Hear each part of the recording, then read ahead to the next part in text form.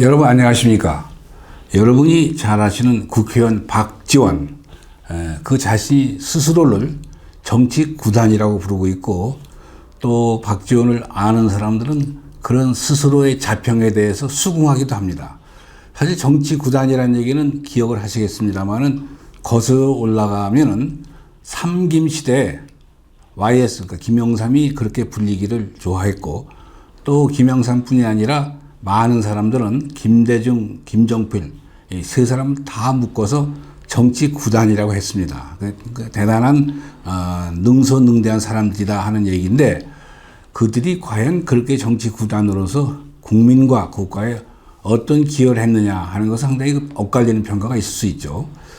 근데 박지원은 당초 일찍이 이민을 가가지고 젊은 나이에 뉴욕에서 가발 장사에서 큰 성공을 한 후에 전두환 대통령 시절에 전두환 대통령 미국 방문할 때 한일 회장을 하면서 전두환 방미 환영위원장을 하고 자기대로 전두환 쪽으로 줄을 서가지고 정계 진출을 꿈꿨는데, 이제 그것이 일단 빨리 성사가 되지 않는 상황에서 미국으로 망명한 DJ 김대중과 이제 연결이 돼서 김대중 후원자의 한 사람으로 역할하다가 결국 그 연줄로에서 14대 국회에 전국구원으로 등장하면서 정치 입문을 하게 됐습니다.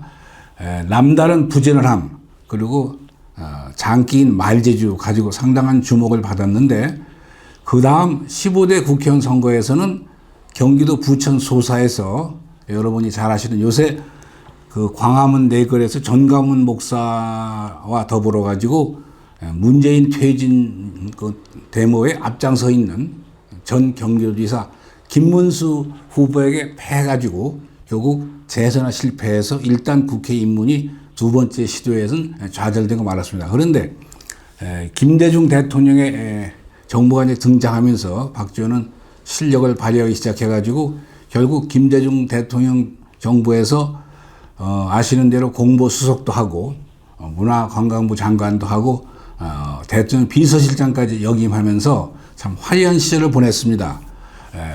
그러면서 그 후에 대북 송금, 그 문제에 지금 북한이 핵을 개발하게 되는 그런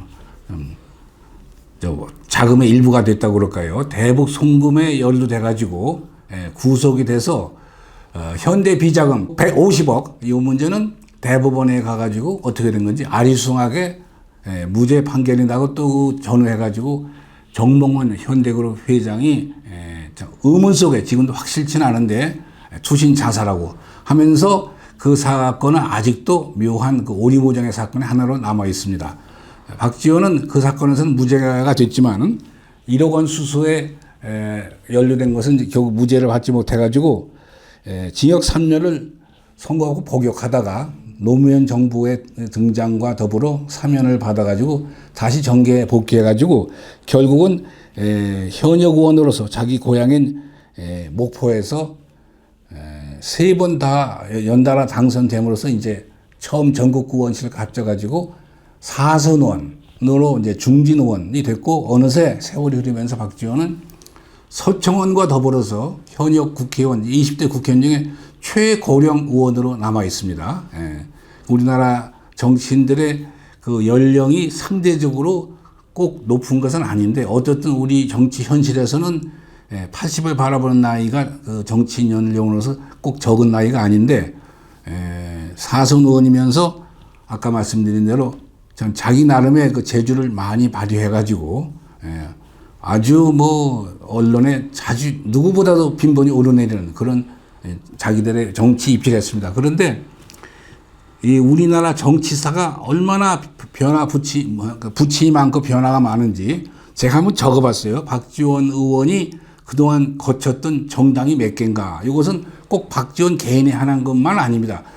다른 여당 의원, 야당 의원, 무슨 지금 제일 야당인 자유한국당만 해도 저는 평소에 한나라당이라고 주로 발음하는데, 그런 식으로 뭐 당명도 수없이 바꾸고, 그러니까 그만큼 정치가 불안하고 어떤 안정궤도에 오르지 못했다는 거죠. 박지원이가 거쳐간 당만도 보니까 민주당, 민주통합당, 새정치민주연합, 국민의당, 민주평화당, 그러다가 이 민주평화당에서 최근에 또 갈라져 나와서 대한정당 해가지고 자기가 대표를 해서 이제 곧 창당한다고 대안이 된다 이런 뜻인 것 같아요. 대한정당이라고 그래서 박지원은 또 그 민주평화당, 민평당에서 튀어나왔는데 참 그 다음의 행보가 이제 궁금한 거죠.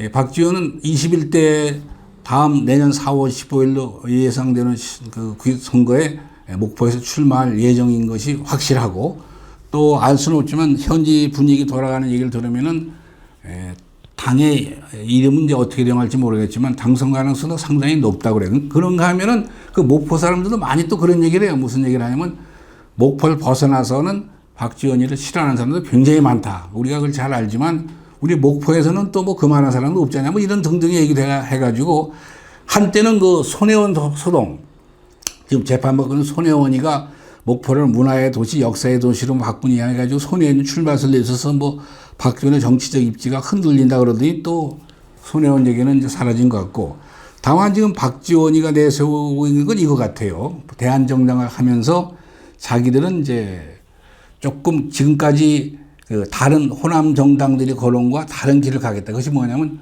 호남 보수론이라는 걸 주장하고 있습니다. 그 사람들은 무슨 얘기냐면은 이제 김대중 대통령이 세상을 떠난 지도 만 10년이 지났고 같은 해 세상을 떠났죠. 노무현과 김대중 두 분이 다 10년 전에 세상을 떠났는데 많은 사람들이 호남이 더불어민주당에 뭐 둘러리 비슷하게 더불어민주당 하는 건 무조건 따라가는 것으로 생각하고 있는데 그것은 잘못된 것이고 우리 호남은 호남 독자의 목소리를 내겠다.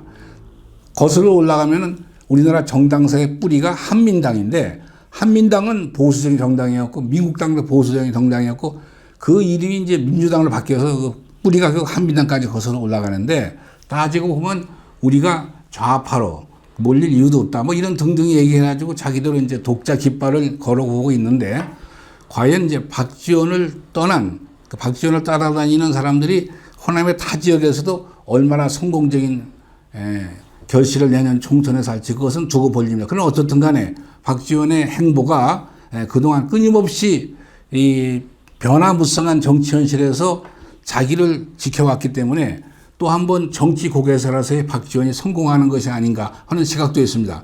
근데 중요한 것은 지금 그 다른 군소정당도 마찬가지지만 박지원이 대표한 대한정당도 상당히 그 역할이 결정적일 수도 있습니다. 그것은 뭐냐면은 집권당인 더불어민주당이 밀고 나가고 있는 공수처법 또 공수처법을 통과시키기 위해서 떡밥으로 던지고 있는 연동형 비례대표제를 포함한 선거법 협상 여기서 이 더불어민주당이 독자적으로 충분한 통과에 필요한 의석수를 확보 못하고 있기 때문에 군소정당이라고 할 수 있는 무슨 바른미래당이라든가 박지원의 대한정당이라든가 정동영이의 무슨 민주평화당이라든가 정의당이라든가 이런 당의 협력이 더불어민주당으로서는 절실하고 또 이걸 막아내고자 하는 야당인 자유한국당 입장에서는 이런 군소정당과의 그 역학관계가 아주 민감할 수밖에 없거든요. 그래서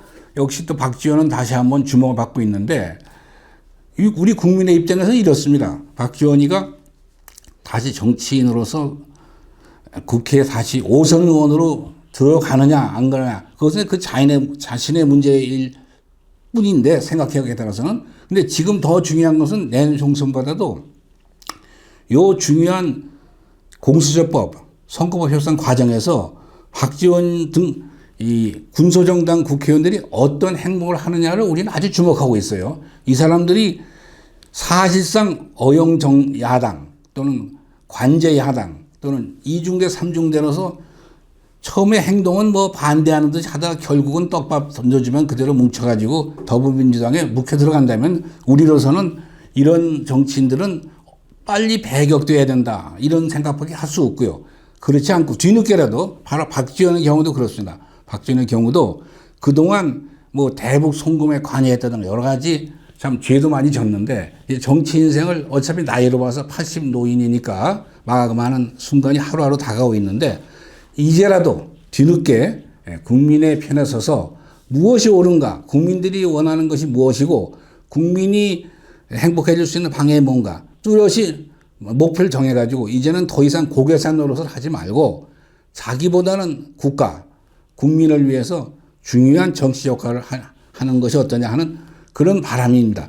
그런데 이제 안타까운 것은 박지원 의원도 30명 국회의석을 늘리자는데 앞장서 찬성하고 있는데 그것은 이제 군소정당으로서 이해되는 면도 있지만 과연 국민이 그것을 원하고 있는가? 원하지 않고 있는 것을 더 잘할 텐데 그래서 그런 못된 그 방향으로 마지막 그 정치 인생을 마감하지 말고 뒤늦게라도 꼭 국민의 편에 서서 정의의 편에 서서 행동하고자 하는 그런 정치인이 되기를 촉구하는 마당에서 제가 이런 얘기를 하는 겁니다. 네, 감사합니다.